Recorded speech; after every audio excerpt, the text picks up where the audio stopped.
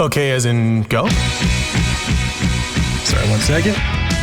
Forktales, a podcast that feeds the food and beverage world. Oh, awesome.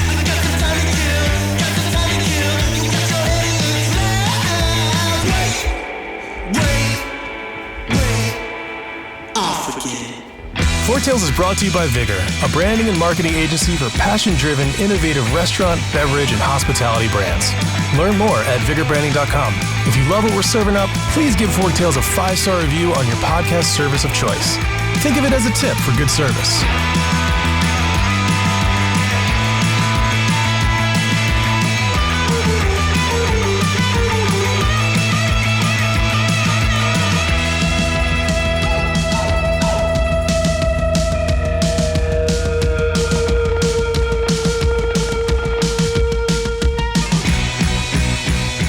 Everyone, today I'm joined by my friend Myles Gift, Vice President of Operations at Wingzone. Myles and I spent some time together in Las Vegas, but we won't talk about that at all because there are rules. It stays here. Anyway, it stays there for sure. So, Myles, say hello and give a little bit of backstory. Hello, everyone.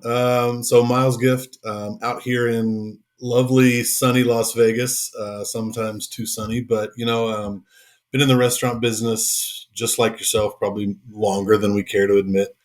And the journey has been just that, man. It's been a journey through different companies, getting exposure to different great leaders that help shape you along the way. I've been at brands like Captain D's and Five Guys and Slim Chickens and here at Wingzone. And I've been blessed in the industry getting to work with so many great people. So happy to be here. Yeah. So what's interesting is there's not a lot of correlation between the other places that you've worked on. I don't see much in common except that it's restaurants. Maybe some between Slim Chickens and Wingzone, and of course Five Guys and Wingzone. Yeah. For those that don't know, Wingzone sells burgers as well, and we'll kind of unpack that in a minute. But so you've been in these leadership roles. What has been some of the biggest challenges you've been up against, and how have you tackled them?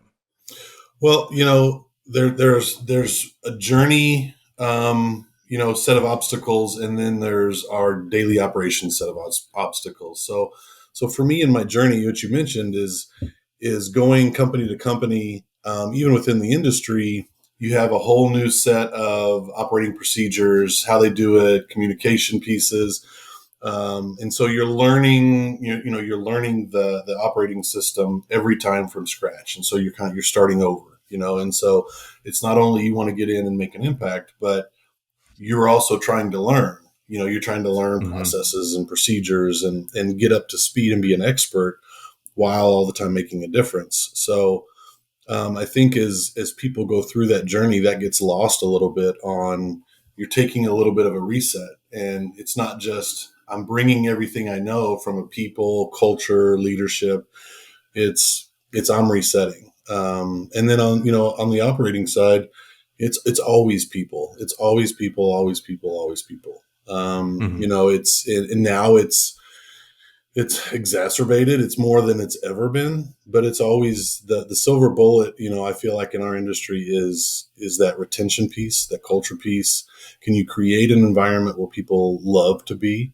And if you can, then you get that, euphoria of people with efficiency and experience and that create that guest experience. And when you're just not there, and you've got this turning of people that don't know where the ketchup is, and so if they don't know where that is, how can they be confident in creating that guest experience? And you're in this whirlwind of finding that sweet spot where everyone loves their job, knows their job, and it's the constant battle right now. Yeah, it's a really tough industry to be in because, especially front of house, even in quick serve, there's a front of house. You really have to be on all the time. Yeah. And to find people that are up for that challenge and excel at it, it's really difficult. And then you exacerbate it by all the things that we know have happened. Yeah. And then I think additionally, this industry was started with, I think, the idea that this wasn't going to be a career. Right. That this was going to be a stepping stone. Right. And unfortunately, I don't think a lot of our systems have really evolved fast enough, and that's another reason why we see this. The perceptions of the industry aren't Mhm. exactly the best. The feeling of being in a quote unquote dead end job is still there, even though, as you illustrate yourself, it's not a dead end. In fact, it's a highway to the top in Mhm. a lot of ways. Um, how in your role have you tried to tackle some of those stigmas? Well, I think it's when you it starts in the interview process, and you paint this picture of what's important to you from a company and a leader standpoint, the values that you have, and then what we can provide. The showing them the ladder of success, quote unquote, the future. And if you put the effort in and you do all of these things, and there are financial considerations along the way, there are people growth, being the developer of people, you too can build a career here. And it takes Mhm. focus every day, and I feel like in our industry, that's one of the things that is just sometimes the time it takes that kind of turns people off, or they get dejected a little bit if you don't do a great job of continually engaging them and continually developing them. They sometimes take their eye off of it, and they don't know what's next for them, and that's when they start to look other places, or wonder if it's ever going to be their turn. Yeah, and I think something that hasn't really been addressed effectively too is the idea of career pathing people, and helping them understand not just where they could go, but like what it takes, the time it Yeah. takes. Like you said, expectation setting, and it's almost as if the pandemic and the results of it really shined a really bright It light in was. what was Mhm. lacking there. Yeah. It's like, hey, you guys haven't treated you've treated it like human resources as opposed to talent and humans. You kind of took the human out of human resources, Yeah, and which is tough. I think there are people in our industry that have always done a really good job with that, and they've been the ones that have built these companies that have been the most successful. And now you're right, the pandemic has really shined that light that says, if you don't do as an industry, if you're not treating your people better, if you're not engaging them more, if you're not providing these things for them, they're going to go find somewhere else to be. And I think whether it's the internet providing revenue opportunities for people on TikTok, or Uber Eats deliveries. There's all these other places people can go than working in the restaurant business. And so I think it's been this domino effect. Like, people have left regular full-time jobs to go find other revenue streams, which has opened up all of these positions for people to leave the restaurant industry, and go fill these positions. And then we're left with this huge gap of how many people we need versus how many people we have. Our benches are very dry at this point. And it goes Hmm. back to what are we doing for our people more than what are our people doing for us. Like, and it's that shift in, and I say that in a way that it has to be our focus as people developers. It has to be our focus in everything we do, and part of our strategic planning. Not just, we know people are going to show up and people will rise to the top. No, we have to be active in that process. Yeah, it's almost the flipping that historic quote from JFK on its head. So ask not what you can do for my company. Ask what my company can do for you. That's amazing. Yeah, Yeah, yeah, you know. absolutely. And I think that if there are leaders out there that are not doing that by this point, first of all, it's amazing that they're not. But it's something that has found its way into all of strategic planning conversations, is around that. It's always been there at the almost as the takeaway. Oh, people, yeah, what's your bench number? Okay, everybody have a great day. And now it's like, what's our plan? What are we doing? How are we training better? How are we retaining better? What's our onboarding process like? Like, every step of the way is scrutinized to the point where you're trying to maximize the experience. There's the internal guest, our employees, and the external guests, which are our customers. So you're trying to Mhm. maximize that experience for the internal guest. your team members. So again, at the end of the day, they just love coming to work every day. Yeah, and I think there are tactics. Obviously, there's SOPs to put into place and everything, but we get hit this as a tack on with a lot of our marketing and advertising clients in the restaurant space, where it's like, oh yeah, and we need to attract better talent. Yeah. And it's like, well, that already makes me think you're not ready because it was an tack it on as opposed to like a number one thing. And it's not as simple as putting a help wanted sign out or saying we have competitive salary. Everybody has competitive salary. Yeah. Like it's a commodity and it's being treated as such where this section of our world, of the restaurant world, demands so much more. Are you going to have the brass tacks to say you can take off and get paid for it? You can actually have paid holiday. We believe in that. We're going to offer things like healthcare. And I know some brands are doing this, but some still aren't, and they're pushing back on it. As well as other perks and benefits, just taking the time to understand like how the employee is doing today. How are you feeling? Are you feeling like rock star, or are you feeling a little under the weather? Because that's going to dictate the flow of the day as well. And unfortunately, a lot of brands don't actually want to invest in what it takes to become a good employer. They just want to throw money at the problem and try to attract people. But how do you attract people to a place that sucks? Yeah, and it takes time to develop that. It's something that you've got to be all in on and committed on. You can't just especially if you're coming from a place where your retention is not solid and you don't have quality processes in place to build that.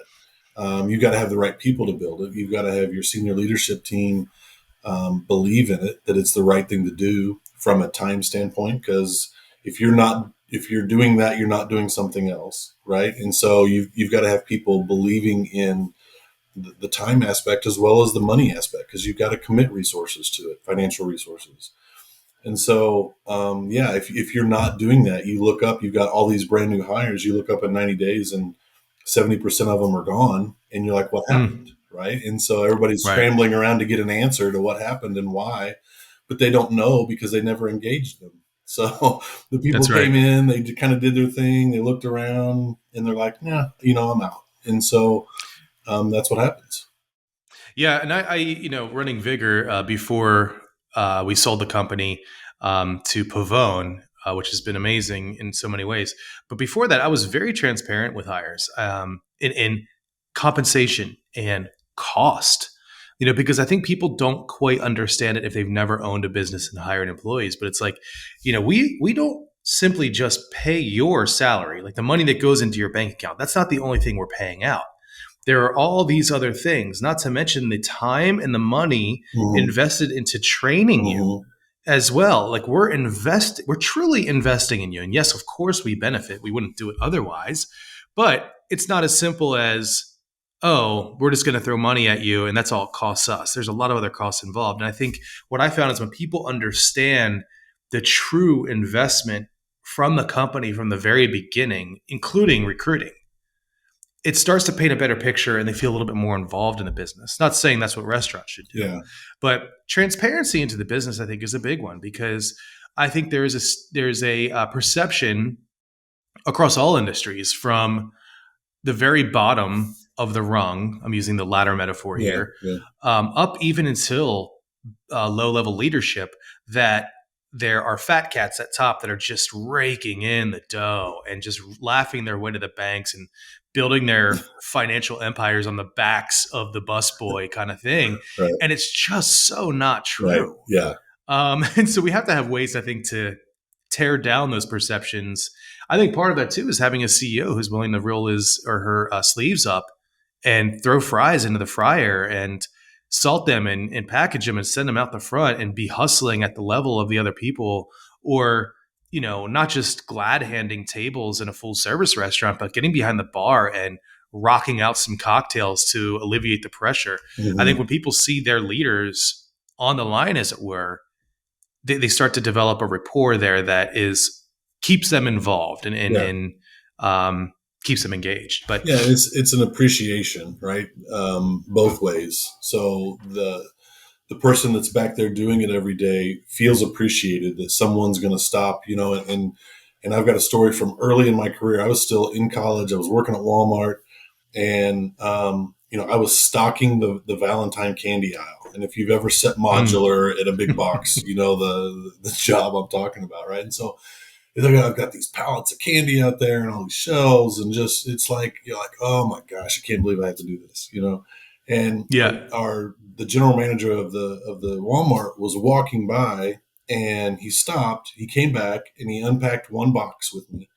How you doing? Mm-hmm. Checked in on me, right? And it changed my outlook on that job, first of all, right? And I mean, he cared about what I was doing. It was one of those moments. Obviously, I still carry it with me today. It was one of those moments Yep. where I felt appreciated, and it changed my perspective. And so I think that's so important on that part, was where our employees feel appreciated. They want to know, it's yes, a $25 gift card to, gas station right now is extremely valuable, but so's a thank you. And so's a, I That's right. appreciate what you're doing. And those are free, and we can give those out all day long, and we should give those out all day long. Yeah. So I think your point's spot on. Yeah, no doubt. I mean, I think a leader that won't get in the trenches is no leader at all, and it shows. I mean, you could ask people verbally, and you may not get the honest response, but you'll see it in their actions, and you also see it in the turnover. I mean, Yeah, people right, don't want to leave right, a good right, leader, even if they're not making as much as they right. could. A Um, quarter or more, or whatever. It's not worth it when they know they've got a good thing. They know they're treated well. They love coming to work. That quarter, because they can do the math too, right? The quarter, an hour over a period of a month, is it worth that? And a lot of yeah, when you're providing that experience, the answer a lot of times is no. that's right. So let's shift gears to Wingzone here, because there's a lot happening in the industry with virtual restaurants and everything. And so the pandemic really kicked into high gear a number of technological Yeah. advances, as Mhm. well as things that were sort of starting to happen. Man, it just accelerated it. It And I really think did. one of the things I saw was the virtual brands, right? The virtual restaurants. Yeah. And it seems like a lot of brands jumped on board, and the lowest hanging fruit was no fruit at all. And that was wings. It just seemed like everybody launched a wings brand, which had to have been, I don't know, just a bit of a pisser for the for the owners of Wingzone. Like, come on, we've been doing this for a minute, and now everyone else is dropping wings into fryers and calling themselves a wing Yeah. concept. So, how do you continue to compete effectively with such a flooded market? And what do you think has helped Wingzone stand apart from all this competition? Well, I think as we're looking at the landscape now, we've made some decisions strategically on what the brand is going to be going forward, and so we have completely redone the experience for the guest, and we're getting ready to launch new restaurants out here in Las Vegas, kind of the 2.0, if you will, of our brand, while we're continuing to operate the 1.0. So the 1.0 is the full line, right? The salads, the burgers that you talked about, and everything that you can get there. 2.0 is we're going less is more. So we're doing traditional wings, boneless wings, tenders, fries, and funnel cake for dessert, funnel cake fries, and that's our menu, Mm, right? So we're getting back to the basics. Every process matters. We want to hit it on every time, because every guest experience is more valuable, if you will, than it was 5 years ago. Like 5 years ago, you could miss on a couple guests and they'll forgive you and they'll come back. Now, if you miss on the guest experience, it hurts. And so we're trying to do what we do well better than anybody else. We're getting ready to introduce robotics in store number 2 out here in Las Vegas. So, from a labor and commodities standpoint, we're trying to address the labor that way, make it easier and more profitable to run our business. And then from a commodities standpoint, it's a storm right now because, like you mentioned, it's so when everyone else does wings, it's market share, but it's also commodities. It's availability of wings, which drives price up. hmm So you're getting kind of a double edge there on every cut. You're paying a little bit more, but everyone else is also selling wings, and so it's definitely something that keeps me up at night. Is just staying fresh and staying relevant, and we've got a really good team of people that are making that happen and have a vision for the future of how we think we can set ourselves apart from some of the behemoths in the industry. And there's one draped in green that is dominating our landscape right now. So Yep. they're in our sights, and we're coming for them. So I love it. Yeah. I love it. It's like the scene from Tombstone. Yeah. You tell them I'm coming, and hell's coming with me. That's right. That's right. They don't know it yet, but I said that last week actually. So, but That's great. and I think we've got an organization of people that are very focused, and I'm really excited to see where we're going over the next 5-10 years. Yeah. So, I mean, I know you're an ops guy, but I did want to tap into this. It seems like Wingzone fell into a little bit of, I'll say a trap right now, but I don't necessarily want to commit to that word. In starting from the very beginning, what are we going to call this concept? We're going to call it Wingzone because we're going to sell wings. Mm-hmm. Now, the issue that I see with that from the brand strategy perspective, which is, of course, my background and expertise, is great. Now you've reduced the need to communicate what you do, and it's more of why you're different, how you're different, what makes you unique, so on and so forth. And that's really great off the bat and when you're starting up. But then I think the trap happened is, from an operational perspective, wings aren't enough to make our nut. We need to be making more revenue, so it's time to add. The issue is when you add things like you said, salads or burgers. Well, now I'm Wingzone. Come have our salads. What? I'm very confused. And so I think that's the trap. And it's great to see you kind of go back to basics. And I have to presume that some of that is all the issues that come with menu bloat, which is we make a bang on wing and we can do that over and over again. But now I have to think about salads. Now I have to think about burgers. Now I have to think about these things. And every time you add something, for every and, there is a heightened potential of messing things up. And so I think it becomes not a trap when you go back to your strengths, which are wings, and of course, boneless wings and all the ancillary items that go along with it. So burgers are one of the 3 items that currently adorn the signage of Wingzone, the other 2 being tenders and, of course, wings.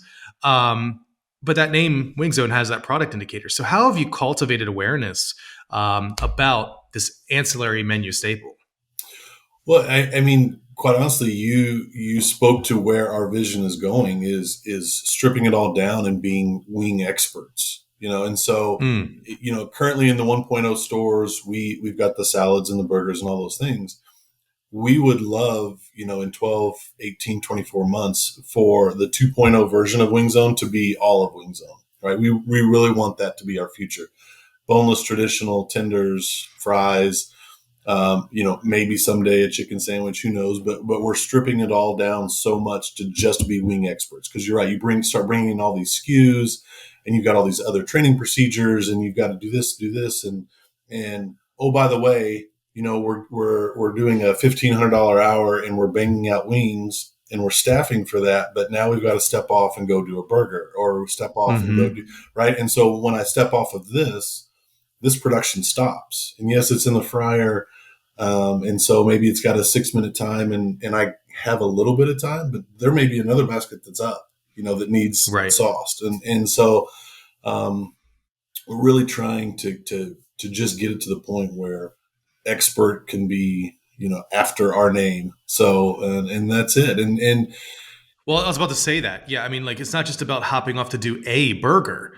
You have to do a damn good burger. Yeah, right. You're not talking about a vertical that has McDonald's and Burger King and Wendy's and you're good. You're talking about, the next level up, which is Shake Shack, and the next level above that, which is, maybe Five Guys is on Shake Shack, but like then you have your craft burger world. Yeah. So like you have to show where do you up. fit, right? Right. And you don't want to fit with the McDonald's, but you don't spend enough. It's not what you do, quote unquote. So you're not going to make as good a burger as Five Guys.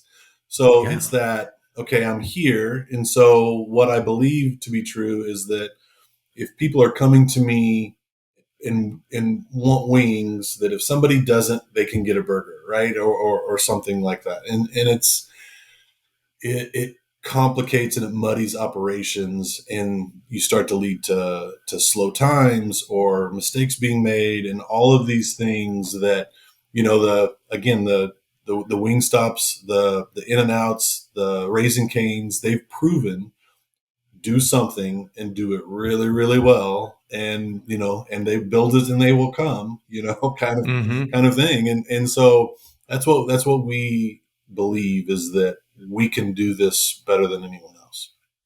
Yeah, I mean, and I think the thing is, it's good to have an operations expert such as yourself at the helm, because it's really tough to say no to ideas, especially when the economics seem to work out in the spreadsheet. Mm-hmm. It's something we come up against all the time. One of the byproducts of a strong brand strategy, at least how I position it, is you have the ability to evaluate and say no. Say, hey, look, that's a great idea. It just doesn't fit what we're doing, And so high five, keep the ideas coming.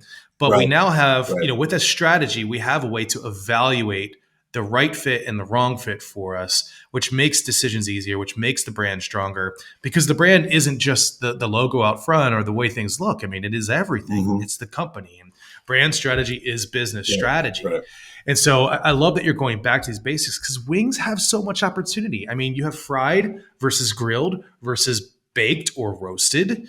You can do breaded, unbreaded, boneless, tendies, list goes on. And then the world of sauces. Yeah. I mean, just alone, you could be launching a new sauce every month. Yeah, and we have 17 sauces, so we've got a little bit for everyone. I love our Buffalo Bliss, which is the buffalo flavor, no heat, so you just get that rich flavor coming through, and dip it in some blue cheese, and I'm good to go. But we've got we got honey Q, we've got a lot of really popular strong flavors, and that's the and you mentioned that's the thing is especially if I'm a one store operator and you're telling me my theoretical food cost is 30%, and I'm bringing you this item, let's say it's a burger, stay on the topic, and the food cost there is going to be 23%, right? To first glance, well, of course, that makes so much sense. You're going to drive down food cost, and everything's you're going to add sales, and life's going to be great. But along the way, and as you do this, you realize you start, skimming the experience for the guest off a little bit, and it's not as crisp and it's not as great. And the wings this time, because you had to make my burger because you forgot, now my wings are a little cold. And so I lose some experience, and then so all of these things erode what we're here to do, which is serve a banging wing, and so that's right. And so that's what we're focused on. So I love that. Yeah. I mean, I get really excited when I think about it. So I got really excited because Hoots, which is, I think, the worst name, but it's, I get it. And I'm sorry, Hooters, I have to take more jabs at you. I've done it in the press, but I'm going to keep on doing it. I loved you when I was 15. Yeah, right. Yes. But and super secretly, my wife and I, we love their wings because they're really damn good. The breaded wings, but I will never go to Hooters. I'll never go to Hoots in a long time, but they used to have they may still, but the Daytona wings, if you've never had the Daytona wings, I haven't. Were really good. They nice. Are a really good product. Yeah. What do they taste like? Hawaiian Tropic or something? A little bit. You're like, what's that coconutty flavor? Oh no, I can't put my finger on it, but I like it. Yeah. It's tasty, little sweet, yeah. Okay.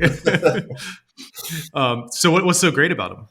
They're just it's. I think they're fried and then pan fried, so it's got a little bit of like a different sear crunch going on. It's not the crunch of a breaded. It's a little bit of crispiness on there, and it's good. I love it. Yeah. So you sort of slipped in a word earlier, and I'd love to talk a little bit more about it. Robot. So you're getting into the robotic world. Are you ready to share some of that with us? Ish. So there's Flippy out there with the burgers. So it's Miso Robotics, and so there's now Chippy over at Chipotle doing chips. Okay. And we haven't come up with a snazzy word for ours, but we've got the vision of, almost like where you've got one person in the back and he's filling the boxes of product, and the robot kind of takes it over from there all the way through to packaging. So, I Yeah. mean, you think about, if you're open from 11 to sometimes 2 a.m., which we are in a lot of cases, that 15 hours worth of work, 7 days a week, 365 days a year, there's a lot of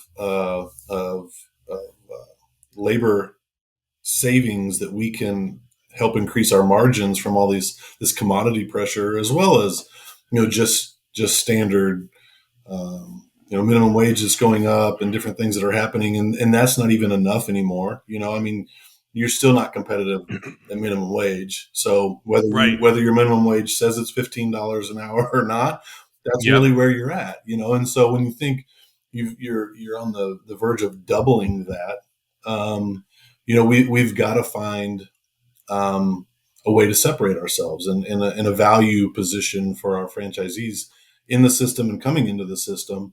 And yes, it's sexy and cool, and like you said, you love the word robot, and but it's about being.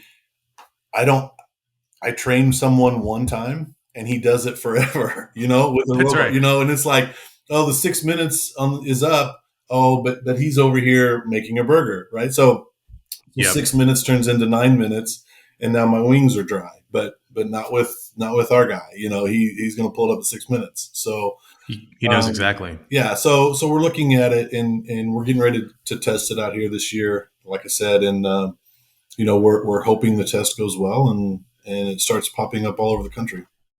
Yeah, that'd be amazing. Yeah. I think without getting too deep into this topic, because it's for another episode another time, but I think there's also the wrong perspective on technology and what that means for us as an industry.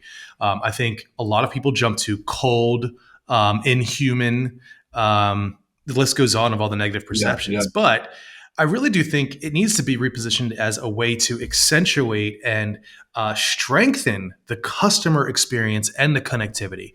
Because my guy on the line dropping wings into a tank really isn't doing much to accentuate the customer experience, especially if he's messing up one out of every 50 orders. Because, like you said, some might say that's a good ratio. It's a terrible ratio. Every single bad order has ripple effects when someone jumps on Yelp and bitches about it, right? So I do think we need to start seeing technology as an enabler to get reconnected with the guest in the ways that are unique to us and only what our industry can do. Well, and I talked a little bit earlier about the internal guest and the external. The internal guest being our team member, it enhances our internal guest experience, right? Because who wants to stand over a fryer for 8 hours, and then at the end of your shift, after you're covered in grease, you get to filter the fryer, or you get to dump it or boil it out, or all these things, right? And so if we can automate that, we're enhancing our internal guest experience from, you get to load the product and sauce the product. And so, man, I enjoyed my day, exponentially more than I used to, and so, you talk about the consistency part too. And I think the part that we don't think about as much is that internal experience about how my day was. I don't have to mess with any of that stuff. Right. Because it's hard to staff right now. I think everything from the pandemic you talked about earlier that has sped all this up.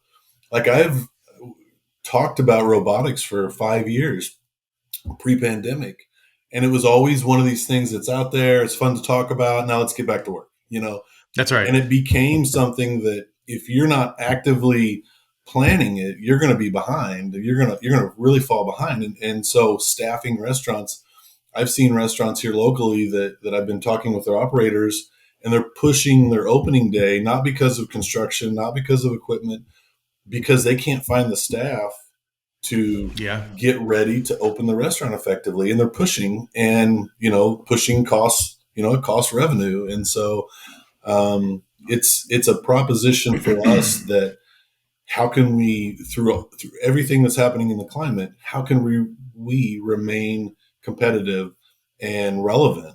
And so I think it has to be part of the discussion.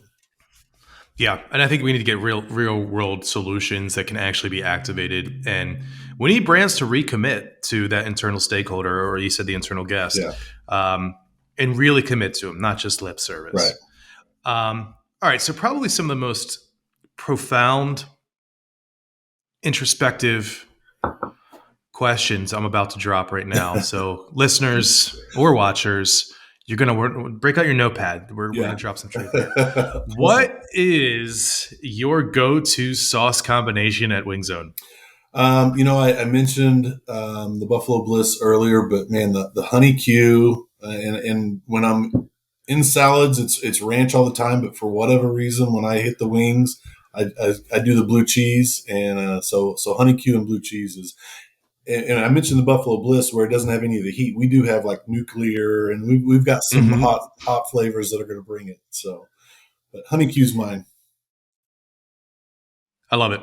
So side anecdote here. My sister lived here in Atlanta before I did a long time ago. It just sort of was weird that I ended up moving down after she moved back to Pennsylvania. In Pennsylvania, for those that don't know, there's a nuclear power plant called 3 Mile Island. And so we went to the local Hooters in Conyers back in 2003. Here with you going to Hooters, though. That's right. Yeah. So it was, Conyers, Georgia isn't really known for having options for food. So the family, my sister, her husband, and the kids, we just went there because the food is good enough. Anyway, and I love their wings. The waitress, I was like, oh, wow, you have 3 Mile Island here. And she's like, yeah. I was like, oh, you know what that is? She's like, hotter. I'm like, up one on the scale. So like you're not wrong. you are not wrong. Anyway, so final question here. If you had one final meal, where would you eat? What would you eat? What would that look like? Yeah, I would go. I'm lucky to be in Vegas, so I would hit the buffet with all you can eat crab legs. So. I love it. Any buffet in particular? We love Red Rock, which is right down the street from us. Sure. So when we do buffets, we usually keep it out here local, stay away from the crowds, and hit Red Rock Casino. So killer. I love it, man. Well, hey, thanks for your time. This has been super enlightening. It's great to hear what's happening at Wingzone. We'll definitely keep our eyes on the news. If you love what we served up, please follow us at Vigor Branding on Instagram, LinkedIn, YouTube, and Medium. Forktales is produced by the team at Vigor. Audio and video post-productions provided by Zencaster. Music performed by Jet Trash and licensed through musicbed.com. Joseph handles his own hair, makeup, and stunts. Copyright 2003 to 2021, Vigor Graphic Design LLC, all rights reserved.